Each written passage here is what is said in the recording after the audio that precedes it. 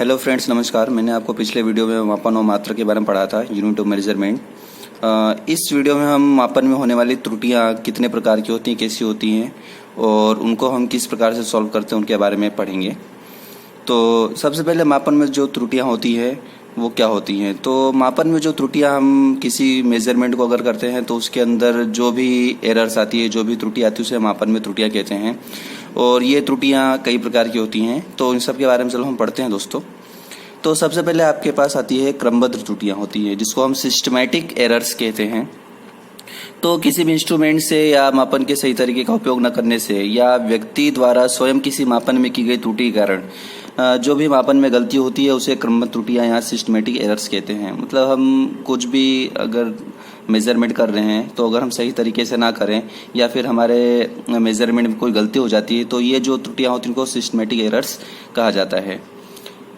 इसके बाद जो अगली त्रुटि आती है वो होती है यादृच्छिक त्रुटि होती है दोस्तों। तो यादृच्छिक त्रुटियां क्या होती है दोस्तों कि वे त्रुटियां जो मापन करते समय अनायासी या अनावश्यक रूप से बिना किसी कारण के ही हो जाती हैं, यादृच्छिक त्रुटि कहते हैं। मतलब हम इन्हें करना नहीं चाहते लेकिन ये हो जाती हैं।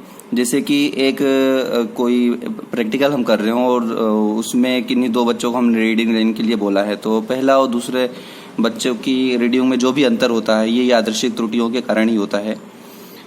उसके बाद आता है अगला अल्पतमांक त्रुटि जो होती है। तो किसी भी उपकरण द्वारा मापा गया जो न्यूनतम मान होता है तो वो तो अल्पतमांक कहलाता है। जैसे आपका स्केल जो होता है नॉर्मली वो 0.1 सेंटीमीटर न्यूनतम माप सकता है, तो 0.1 सेंटीमीटर जो है वो आपके स्केल का अल्पतमांक होता है। तो अगर गणना में इसे समायोजित सही तरीके से न करें तो जो परिणामी मान आता है उसके अंदर त्रुटि आ जाती है। तो ये जो त्रुटि होती है इसको हम अल्पतमांक त्रुटि कहते हैं। इसके बाद दोस्तों हम आगे बढ़ते हैं, त्रुटियों का संयोजन क्या होता है और उनकी गणना किस प्रकार से की जाती है इसके बारे में हम पढ़ते हैं। तो मान लीजिए फ्रेंड्स कि आपके पास कोई आपने रीडिंग ली जिसके अंदर से आपने जो रीडिंग आपको मिली वो A1, A2, A3, A किसी मापन में की गई त्रुटियां अगर होती हैं, मतलब आपने 4-5 बार या n टाइम जो भी रीडिंग आपने ली हो हर बार उसके अंदर कोई ना कोई त्रुटि आती है। तो सबसे पहले हम क्या करते हैं, इन सभी त्रुटियों का माध्य निकाल लेते हैं। मान लिया कि A1, A2, A3 AN मापन में की गई त्रुटियां हैं, तो ये n टाइम हमने ली है तो इसकी माध्य त्रुटि क्या होगी, सभी को जोड़ के, सभी त्रुटियों को जोड़ के A1 plus A2 plus A3 plus AN और n से भाग लगा देंगे तो हमारे पास जो A मीन होगा वो माध्य त्रुटि कहलाएगी। अब इसके बाद जो माध्य त्रुटि होती है उसमें हम जो अगला टाइप होता है निरपेक्ष त्रुटि के आगे बढ़ते हैं। तो अगर माध्य त्रुटि में से जो आपके पहली रीडिंग थी उसको अगर माइनस कर दिया जाए तो माध्य त्रुटि और जो प्रारंभिक त्रुटि थी उसका जो अंतर होता है वो आपकी निरपेक्ष त्रुटि कहलाती है। अगर पहली रीडिंग है तो उसे हम डेल A1 लिखेंगे और इसी प्रकार n राशियां हैं तो A मीन माइनस AN बराबर डेल AN। ये सारी डेल A1, डेल A2 या डेल AN सभी क्या कहलाती हैं, निरपेक्ष त्रुटियां कहलाती हैं। मतलब निरपेक्ष त्रुटि हम कहें तो दोस्तों जो हमारा A मीन आया था यहाँ पे उसका किसी भी एक जो भी मान हमने पहले त्रुटि निकाली, जो त्रुटि आई थी उसके अंदर अगर अंतर ज्ञात करें तो जो भी हमारे पास डेल आता है उसे हम क्या कहते हैं, निरपेक्ष त्रुटि कहते हैं दोस्तों। इसके बाद हमारे पास आती है माध्य निरपेक्ष त्रुटि। तो हमने जो निरपेक्ष त्रुटियां निकाली थी जिसको हम डेल A से शो कर रहे थे और अलग अलग त्रुटियों के साथ जो उसका अंतर था उसको del A1, del A2, del A3 को से हमने दर्शाया था।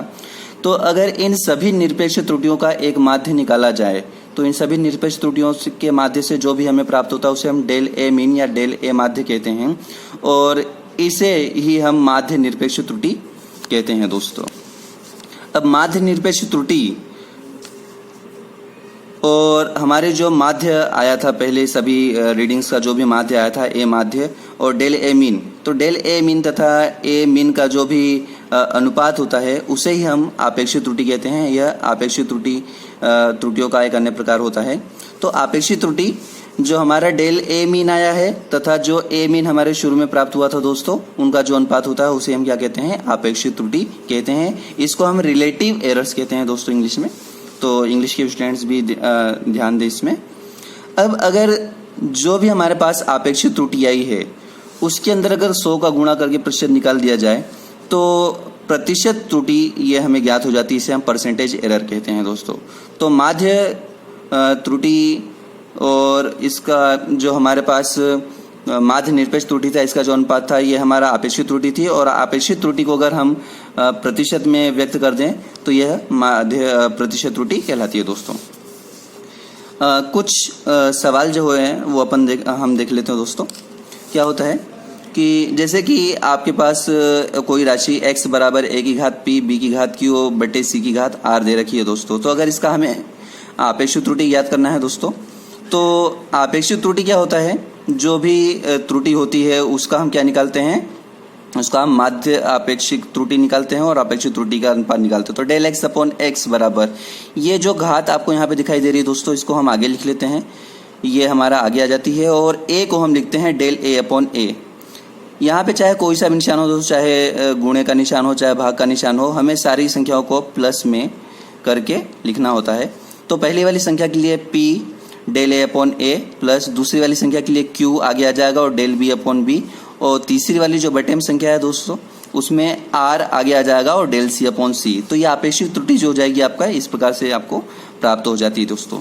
यदि हम इसे संख्यात्मक मान देखें कि यदि x बराबर a की घात 2 और b की घात 3 और c की घात 2 हो, तो डेल x अपॉन x जो इसकी आपेक्षिक त्रुटि होगी वो घात आगे आ जाएगी और a का del a upon a plus ये जो 3 है ये आगे आ जाएगा, तो 3 del b upon b plus ये जो नीचे वाली संख्या है ये भी यहाँ पे प्लस में ही आगे करके लिखी जाती है, तो 2 डेल c अपॉन c जो हमें प्राप्त होगा ये आपेक्षिक त्रुटि कहलाएगी दोस्तों।